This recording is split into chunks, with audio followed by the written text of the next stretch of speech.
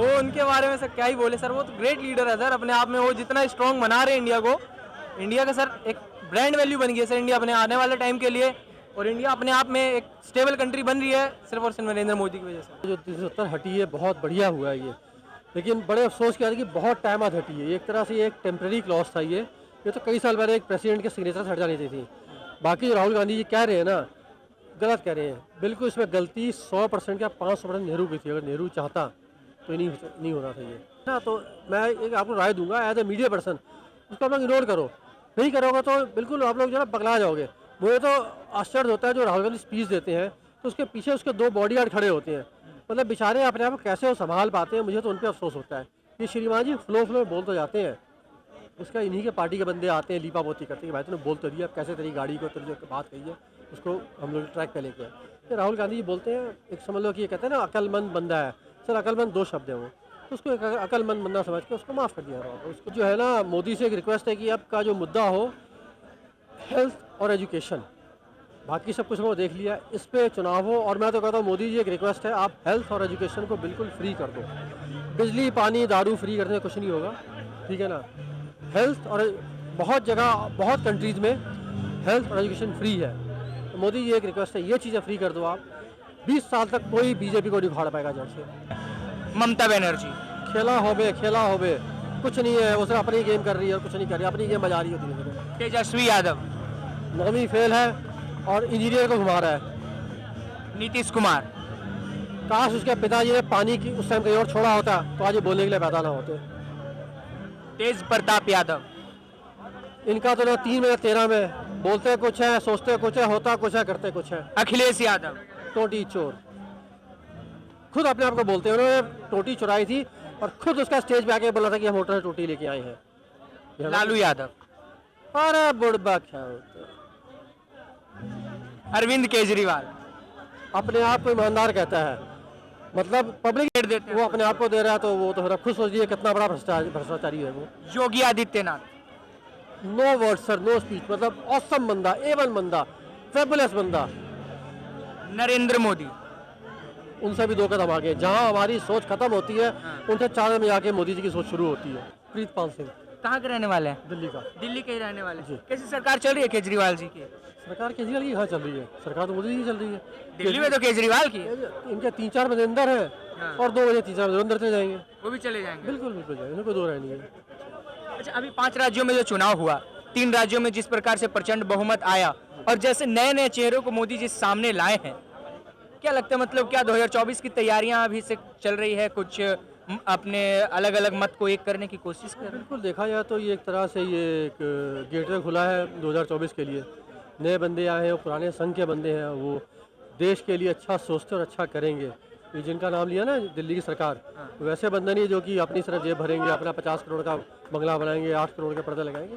ये लोग जो बंदे आए हैं तीनों स्टेट्स में बीजेपी के सीएम, ये देश के करने वाले बंदे हैं, ये जैसे योगी जी कर रहे हैं। जैसे मध्य प्रदेश में मोहन यादव को उन्होंने चीफ मिनिस्टर बनाया, तो क्या लगता है यादव कम्युनिटी को 2024 में खींचने की कोशिश की जा रही?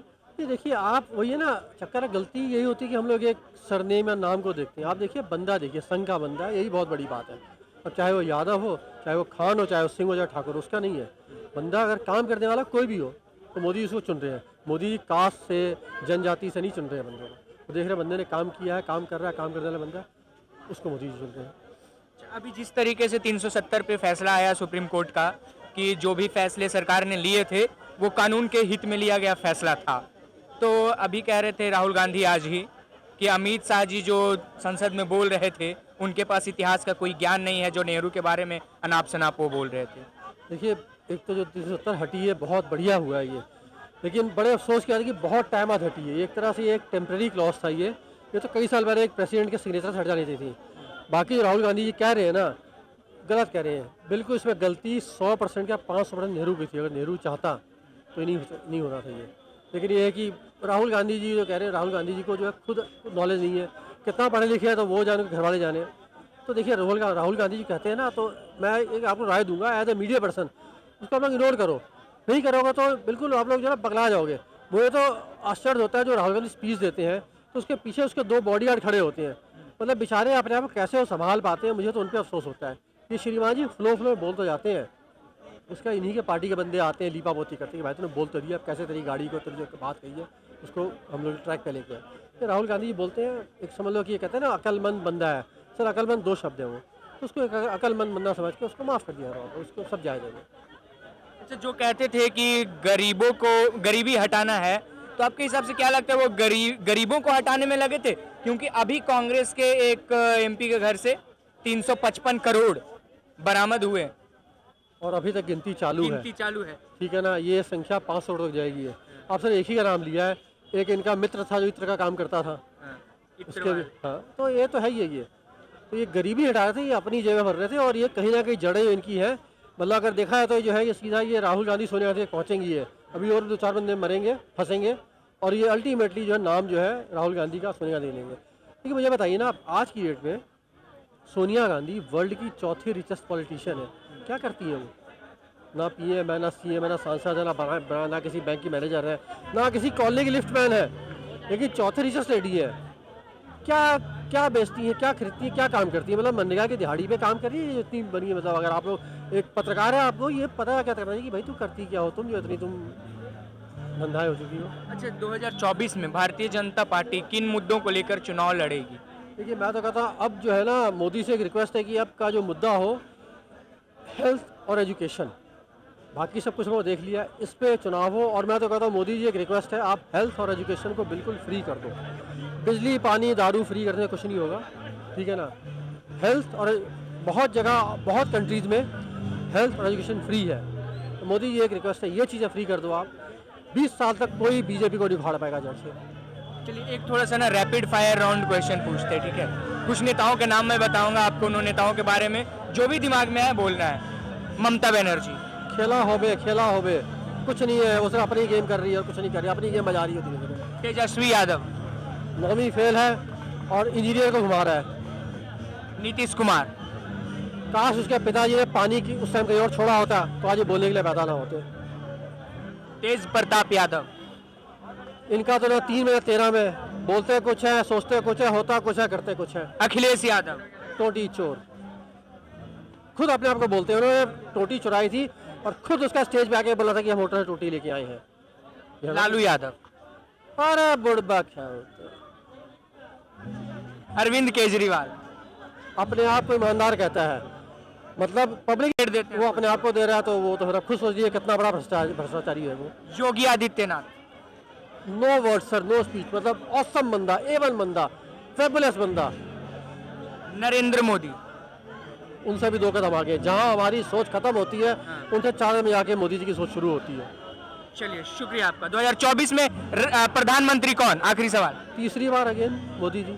और कौन है बताइए? गठबंधन कह लो या चोरबंधन कह लो या ये अवैध संबंध बना 28 लोगों का, कोई है नहीं इसके अंदर सर, दूर दूर तक नहीं है ये, इनके पास पीएम मटेरियल कोई नहीं है। विकास हुआ था सर, विकास एक्चुअली सर देखो, विकास तो नीतीश के कार्यकाल में भी नहीं हुआ, जो था तब, और बिहार पहले से और कमजोर होता जा रहा है दिन पे दिन, अगर देखा जाए।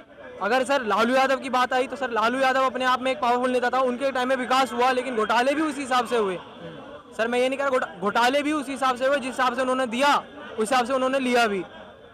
अच्छा, क्या लगता है अभी लालू यादव के बेटे उप मुख्यमंत्री हैं तेजस्वी यादव, मौका मिलना चाहिए उनको? बाप है और बेटा बेटा है। जब बाप और राबड़ी देवी भी इनफैक्ट लालू यादव के टक्कर में, अगर बिहार में लालू यादव अकेला खड़ा है सर, वहाँ पे कोई भी नहीं खड़ा हो सकता। कोई नहीं खड़ा हो सकता। चाचा नीतीश चाचा 420 है ही है, सीधी बात, उनकी तो बात ही नहीं कर रहा। लालू का सर मैं एक पर्सनल वहाँ पर, मैं बीजेपी सपोर्टर हूँ, लेकिन सर मैं लालू यादव को सपोर्ट करता हूँ, क्योंकि सर उनके अंदर इतनी मतलब एलिजिबिलिटी है कि उन्होंने किस डाउनफॉल से उन्होंने एक टॉप लेवल की चीजें दिखा दी थी। अच्छा, आपको क्या लगता है अगर तेजस्वी को मौका मिले तो कुछ काम कर पाएंगे लालू यादव के देख रेख में, जब तक वो जिंदा है लालू यादव? सर लालू यादव की देख रेख में एक बाप, अगर बेटे को शासन मिल जाता है तो एक बाप कहाँ तक क्या कर लेगा? ये इतिहास गवाह है, अगर बेटे को शासन मिला तो बाप जेल में ही गया है, इतिहास गवाह है, पता है सबको कि अगर। चलिए, ममता बनर्जी का नाम सुन के क्या आता है दिमाग? सर वो तो लेवल वो कहीं भी नहीं है, वो पॉलिटिक्स में कहीं भी नहीं है, लेवल उसका 0 है सर, हाथी के पैर ही भारी रह गए अब तो। अच्छा, सीधी बात। अखिलेश यादव। सर साइकिल चल रही है उनकी, अब कहाँ चलेगी? योगी बाबा बैठे हुए हैं यूपी में।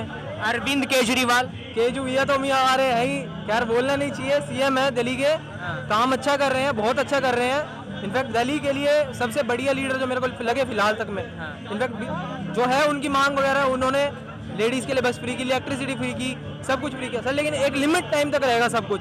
जब एक लिमिट खत्म हो जाएगी उसके बाद वो कहाँ से फ्री देंगे। चलिए ऐसा है। हाँ जी सर। नरेंद्र मोदी सर वो उनके बारे में सर क्या ही बोले सर, वो तो ग्रेट लीडर है सर अपने आप में। वो जितना स्ट्रॉन्ग बना रहे हैं इंडिया को, इंडिया का सर एक ब्रांड वैल्यू बन गई है सर इंडिया अपने आने वाले टाइम के लिए, और इंडिया अपने आप में एक स्टेबल कंट्री बन रही है सिर्फ और सिर्फ नरेंद्र मोदी की वजह से। नरेंद्र मोदी की वजह। 2024 का प्रधानमंत्री कौन? सर मोदी जी। मोदी जी, बिल्कुल सर। और कोई नहीं? सर कोई नहीं सर। लालू यादव राहुल गांधी टक्कर में नहीं है? सर वो कहाँ है, दूर दूर तक नहीं हो सर, आलू और सोना निकालते निकालते छट जाएंगे वो। मोदी जी भी तो 15 लाख दे के थक जाएंगे। नहीं थकेंगे ना, वो देंगे ही नहीं तो थकेंगे ही नहीं, सीधी बात।